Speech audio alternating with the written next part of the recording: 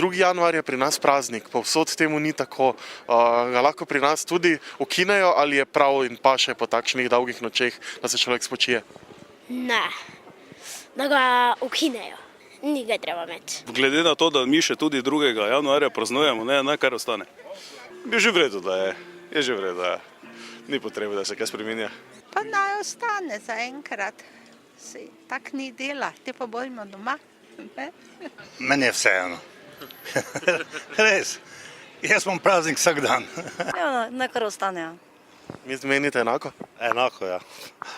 Pa še 2. januar, da se malo spočijem. Potrebujemo 2. januar, dela prost dan? V tej situaciji, kot je zdaj, ne. Zdaj je treba čim bolj delati, da se izkopljemo iz te krize, potem pa lahko zopet praznujemo. Ne, wir haben doch genug eigentlich, so viele andere auch. Sie brauchen nicht noch einen Tag, um sich auszuschlafen? Ich bin Rentner und zum Ausschlafen, ne.